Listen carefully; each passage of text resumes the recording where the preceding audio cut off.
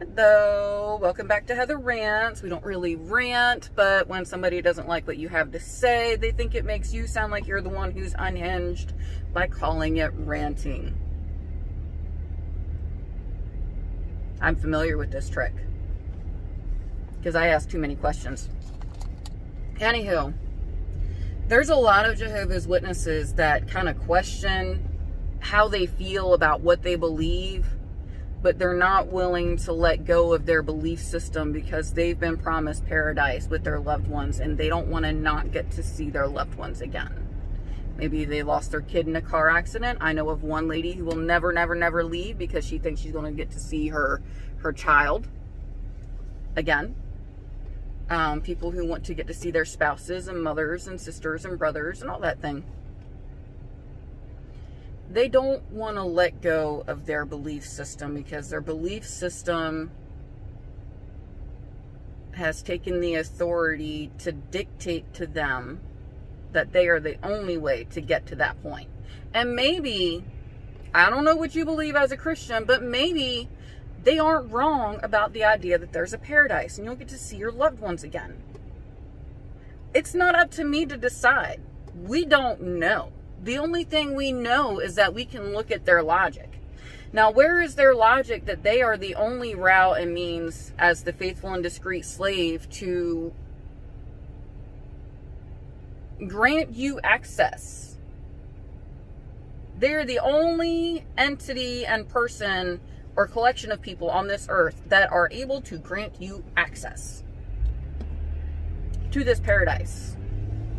They've decided that, you know, out of all the many parables and slaves in the Bible, Matthew chapter 24 is the one that applies. Not Matthew chapter 25, we'll get into it. But Matthew chapter 24 describes a faithful and discreet slave that does well and is assigned over all the things, and then an evil slave.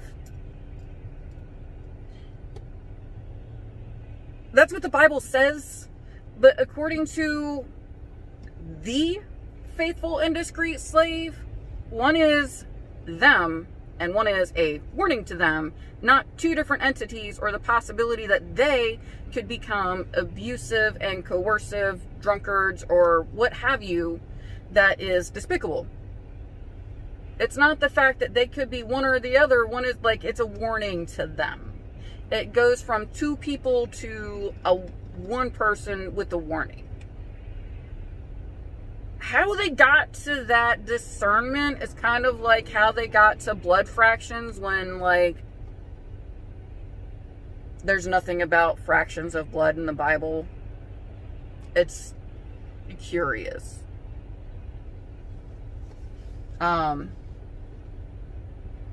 So maybe they aren't wrong about paradise. And maybe they aren't wrong about needing to follow the right person or path. Maybe there is no person or path and you just have to live a godly life and, you know, take part with other Christians. We don't know. But if there is a faithful and discreet slave that you must follow, and it's not just living a lifestyle and developing a community that involves, you know, glorious things for God. If there is a person or entity you must follow and adhere to and pledge your allegiance to, why did they pick Matthew chapter 24? Where there's one slave.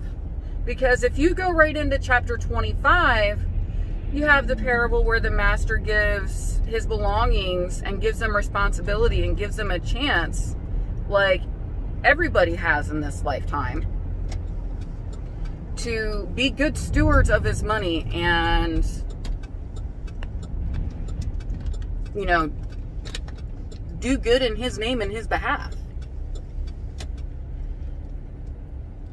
But in Matthew chapter 25, there's three.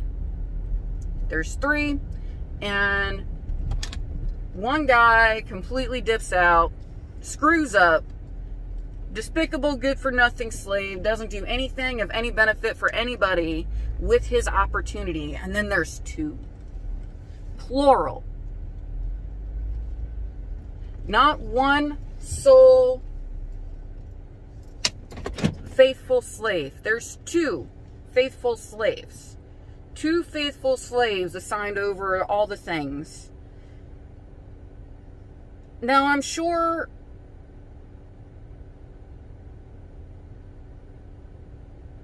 they either would work together or have a good respect for one another as faithful slaves, both working in favor for their master's benefit. I'm sure they wouldn't hate each other. I'm sure they wouldn't talk crap on each other. But I'm still curious about how they decided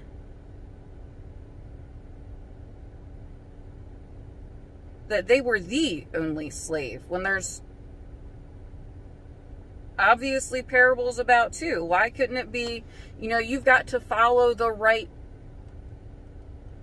people, the ones giving you the right resources and doing the right things. You know, they operate as a unit. They have arguments for why there's 8 of them when there's the faithful and discreet slave. Like, and now they could have picked Matthew 25 when they're one of the faithful and discreet slaves that's assigned over all the things, functioning as an entity. Like, why'd they pick Matthew 24? There's others in Matthew 18 of the unforgiving servant. The unforgiving servant who owes a big debt to their master, and the master, like, they beg the master, and the master goes on and on and on, and, you know, eventually he forgives him for his debt. Then the servant goes back around and demands unreasonably for a debt repayment from a fellow slave. He's cruel to him. And then the master comes back, I gave you forgiveness for this because you begged me to, and now you're being a dick.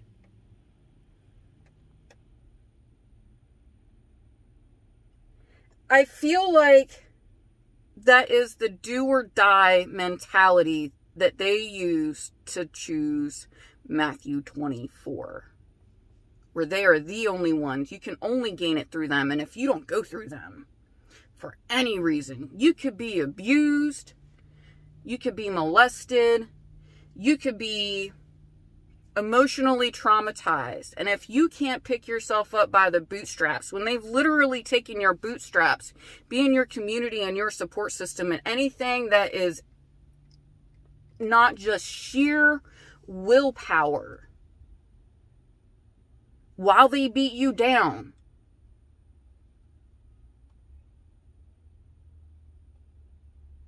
like,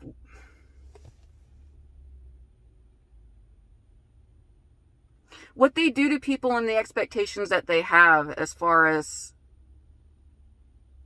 how disfellowshipping work, how abuse is handled, how they handle the aftermath, how they handle mental illness, addiction, trauma. If you can't pick yourself up by the bootstraps because they've essentially stolen or shredded them, then you deserve to die. If you can't get through it through sheer willpower, all on your own, when we are social creatures, you deserve to die. I feel like Matthew 18 is that do or die mentality. You do for us. No matter what. No matter what we do to you. We can have new light that justifies you being reinstated, but you are going to have to grovel for 6 months regardless. We don't care. It's all about you serving us. Period. End of story. F you and your life. If you commit suicide because we've traumatized you too much unjustifiably, that's all on you. It's all on you. You lose your family, your life, your home, your sanity. You end up with like chronic illness.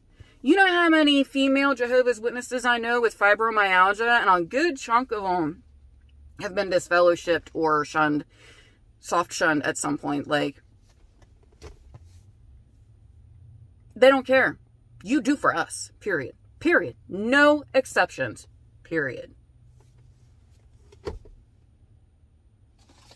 And just for good cover, Luke 17 is another parable about slaves. Even the most prestigious, the lesson from this, even the most prestigious and exalted of the slaves are only doing what they ought to have done. Why do they have the right to demand this do or die mentality in Matthew 18?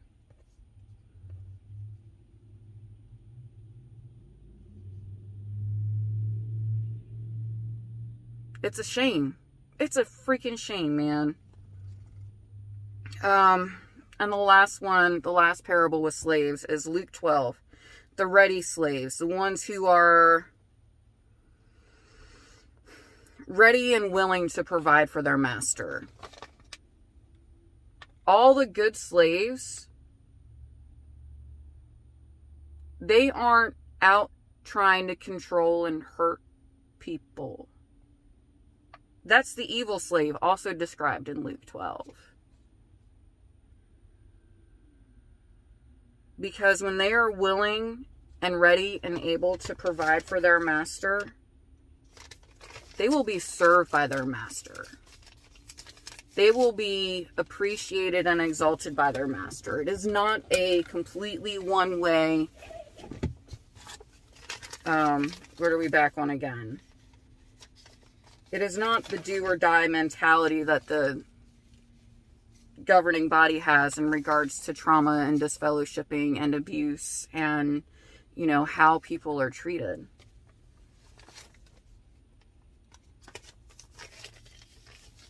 I just kind of wanted to point that out. Y'all let me know what you think. I'll see you again.